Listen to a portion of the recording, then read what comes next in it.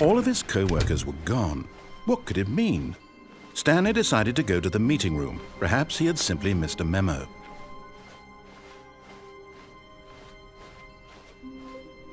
When Stanley came to a set of 2 open doors, he entered the door on his left.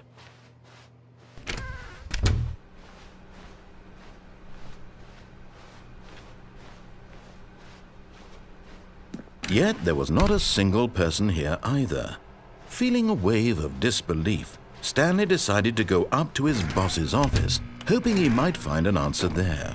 Oh no, no, not again. I won't be part of this. I'm not going to encourage you. I'm not going to say anything at all. I'm just going to be patient and wait for you to finish whatever it is you enjoy doing so much. Coming to a staircase, Stanley walked upstairs to his boss's office.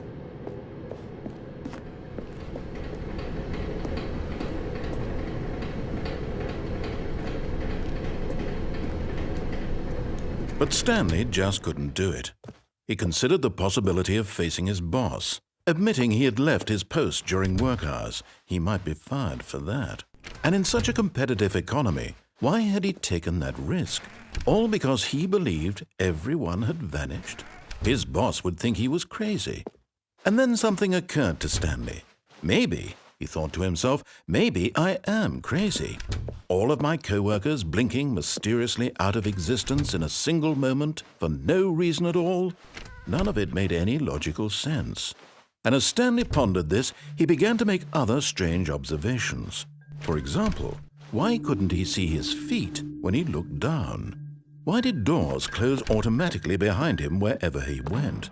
And for that matter, these rooms were starting to look pretty familiar. Were they simply repeating?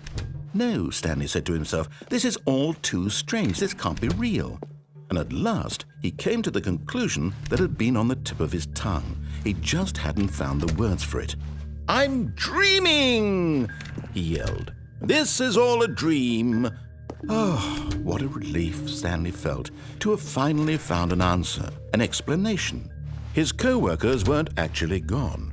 He wasn't going to lose his job. He wasn't crazy after all. And he thought to himself, I suppose I'll wake up soon. I'll have to go back to my boring real-life job pushing buttons. I may as well enjoy this while I'm still lucid. So he imagined himself flying and began to gently float above the ground. Then he imagined himself soaring through space on a magical starfield, and it too appeared. It was so much fun, and Stanley marveled that he had still not woken up. How was he remaining so lucid? And then perhaps the strangest question of them all entered Stanley's head. One he was amazed he hadn't asked himself sooner. Why is there a voice in my head dictating everything that I'm doing and thinking? Now the voice was describing itself being considered by Stanley, who found it particularly strange. I'm dreaming about a voice describing me, thinking about how it's describing my thoughts, he thought. And while he thought it all very odd and wondered if this voice spoke to all people in their dreams, the truth was that, of course, this was not a dream.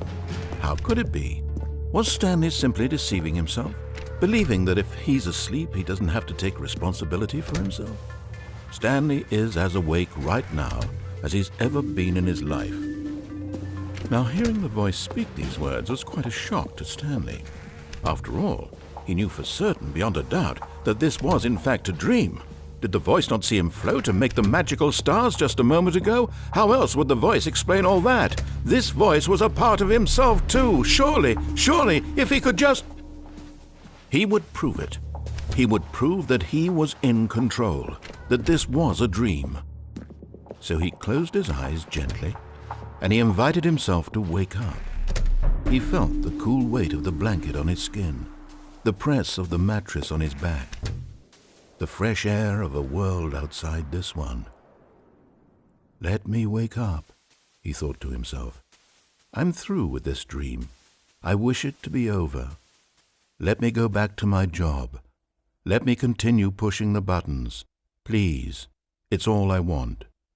I want my apartment and my wife and my job. All I want is my life exactly the way it's always been. My life is normal. I am normal. Everything will be fine.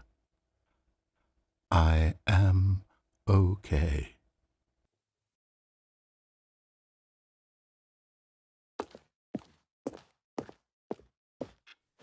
Stanley began screaming. Please, someone, wake me up. My name is Stanley. I have a boss. I have an office. I am real. Please, just someone tell me I am real. I must be real. I must be. Can anyone hear my voice? Who am I? Who am I? And everything went black.